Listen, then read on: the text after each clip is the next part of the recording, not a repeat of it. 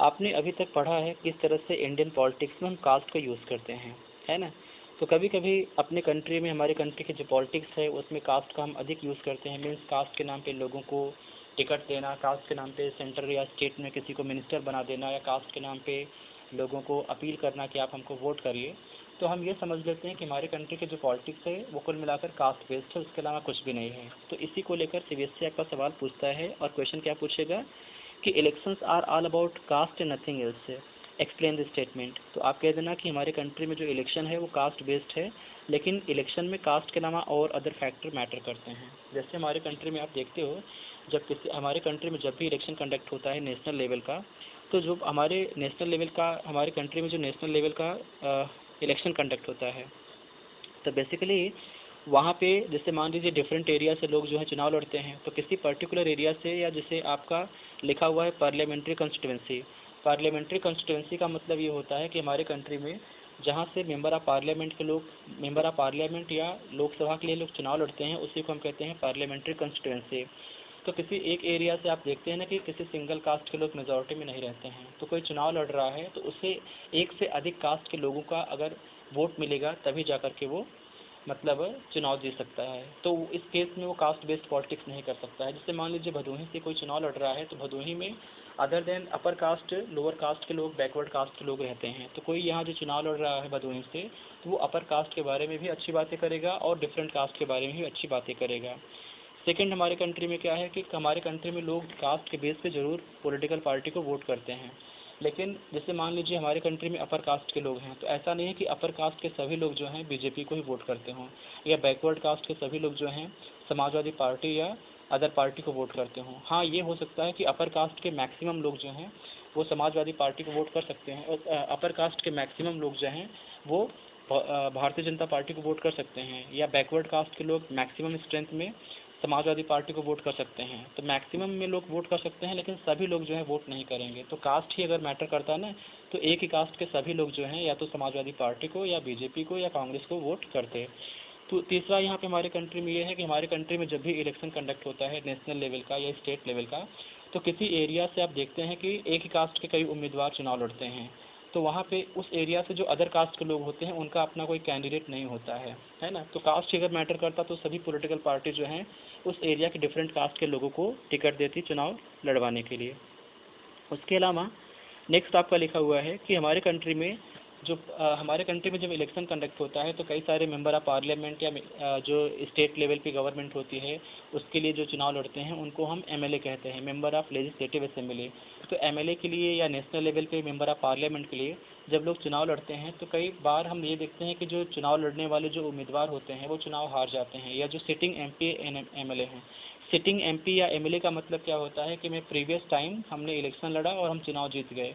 मान लो कि previous time पे हम जैसे मान लीजिए हम यादव हैं, हमको लोगों ने वोट कर दिया, लेकिन नेक्स्ट टाइम पे लोगों ने हमको वोट इसलिए नहीं किया क्योंकि हम जो है अपने 5 साल में कोई अच्छा काम नहीं किए। तो अगर कास्ट ही मैटर करता है ना, तो लोग जो हैं लोगों को कास्ट के नाम पे वोट कर देते, तो लोग जो हैं चुनाव में कभी हारते नहीं, है ना। तो कास्ट हमारी कंट्री में मैटर करता है, लेकिन कास्ट ही सब कुछ नहीं होता है। तो आपका यहाँ से क्वेश्चन क्या फ्रेम कर देगा, मतलब ये तो ये आपका जो पॉइंट है, मीन्स यहाँ पे focus on caste in politics sometimes gives an impression that elections are all about caste and nothing else, explain the statement। तो आप लोग यहाँ से कह सकते हैं कि ये इसके जो मतलब जो यहाँ पे मेन पॉइंट बन जाएगा, इसमें से आप ये कह सकते हो कि हमारे कंट्री में जो एरिया होता है उसमें डिफरेंट कास्ट के लोग होते हैं, तो कई सारे कास्ट के लोगों का वोट मिलना अनिवार्य है, या एक ही कास्ट के लोग या कम्युनिटी के लोग एक ही पार्टी को वोट नहीं करते हैं। मैक्सिमम लोग करते हैं एक ही कास्ट के लोग, तो वो लोग वोट बैंक होते हैं, लेकिन सभी लोग एक ही कास्ट के एक पार्टी को वोट नहीं करते हैं।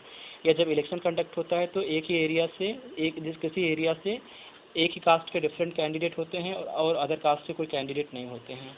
या अगर हमारे कंट्री में कास्ट ही मैटर करता है ना, तो उसके हम ये देख सकते हैं कि जो डिफरेंट कास्ट के लोग जो चुनाव जीत कर जाते हैं तो नेक्स्ट टाइम में चुनाव हार जाते हैं। क्यों हार जाते हैं? क्योंकि वो लोग जो होते हैं काम नहीं करते हैं। तो लोग कास्ट नहीं देखते हैं, लोग देखते हैं कि हमने आपको 5 साल के लिए इलेक्ट किया है, तो आपने गवर्नेंस कैसे किया, आपने ओवरऑल डेवलपमेंट कैसे किया, आपने उस एरिया का किस तरह से आपने केयर किया, आपने 5 साल में किस तरह के बेटर मतलब सर्विसेज ऑफर किए।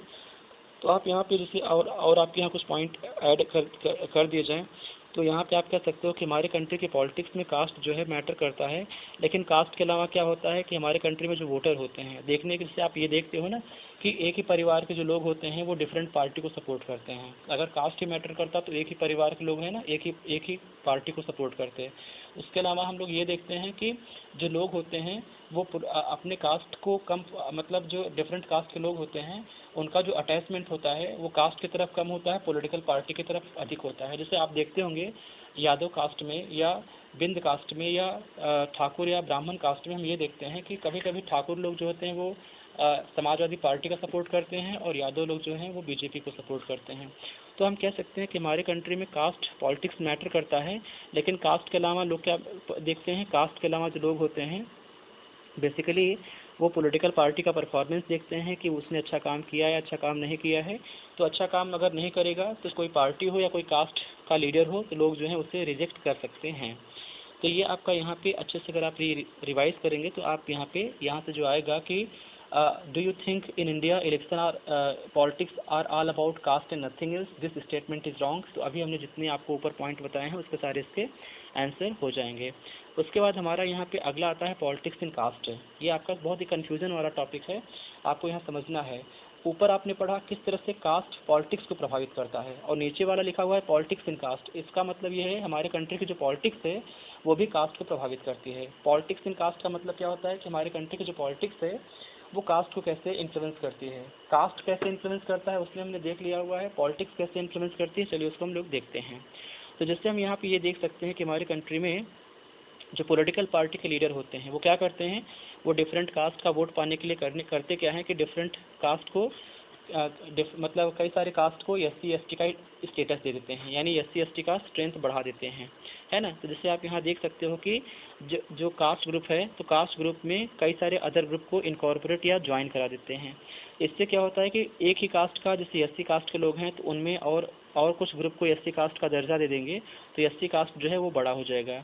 उसके अलावा पॉलिटिकल पार्टी के लोग क्या करते हैं कि एक ही कास्ट या डिफरेंट कास्ट को अपने फेवर में करने के लिए कभी कभी डिफरेंट कास्ट का अलायंस करवा देते हैं, या कास्ट में कई सारे नाम मतलब इन्वेंट करते हैं, बैकवर्ड कास्ट, फॉरवर्ड कास्ट, ये सारी चीज़ें हैं। तो हमारी कंट्री में बेसिकली पॉलिटिक्स कैसे कास्ट प्रभावित करती है, तो पॉलिटिक्स की वजह से जो स्मॉलर कास्ट है वो लार्जर कास्ट बन जाता है। पॉलिटिक्स की वजह से डिफरेंट कास्ट के लोग जो हैं कंबाइंड होकर के मतलब वो पॉलिटिकल पार्टी के लिए बेनिफिट का काम करते हैं, या पॉलिटिक्स की वजह से ही जो पॉलिटिकल पार्टी के लोग होते हैं वो अधिक से अधिक वोट पाने के लिए किसी कास्ट को बैकवर्ड का नाम देते हैं और किसी कास्ट को फॉरवर्ड का नाम देते हैं, है ना। तो यहाँ पे पॉलिटिक्स कैसे कास्ट को प्रभावित करता है तो ये सारे पॉइंट आप यहाँ पे अच्छे से लर्न कर सकते हैं।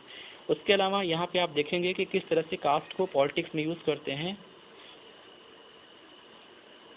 किस तरह से पॉलिटिक्स में कास्ट का यूज़ करते हैं। तो उसके एडवांटेज भी हैं, डिसएडवांटेज भी हैं। तो एडवांटेज क्या है चलिए हल्का सा हम लोग देख लेते हैं।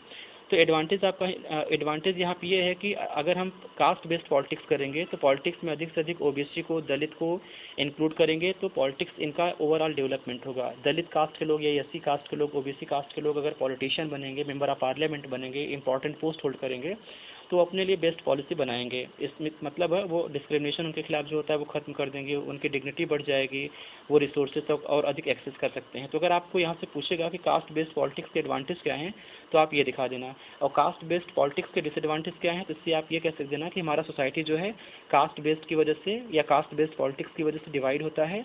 उससे हमारे कंट्री के मेन इंपॉर्टेंट मैटर जो हैं वो छूट जाते हैं। हमारे कंट्री का जो ध्यान है, अटेंशन है, वो मेन मैटर पे नहीं लग जाता है, लोग कास्ट बेस्ड में ही लगे रहते हैं। करप्शन के बढ़ने के चांसेस होते हैं, सोसाइटी के डिवीजन के बढ़ने के चांसेस होते हैं, सोसाइटी में हार्मनी नहीं आ पाती है, सोसाइटी में यूनिटी नहीं आ पाती है। तो कास्ट पॉलिटिक्स करने से कई सारे डिसएडवांटेज भी हैं। तो अगर आप ये दो इसमें दो वाले पार्ट में पूछेगा एडवांटेज और यहाँ नीचे वाले में डिसएडवांटेज, दोनों को आप अच्छी तरह से एक्सप्लेन कर सकते हैं कि कास्ट पॉलिटिक्स के एडवांटेज क्या होते हैं और डिसएडवांटेज क्या होते हैं।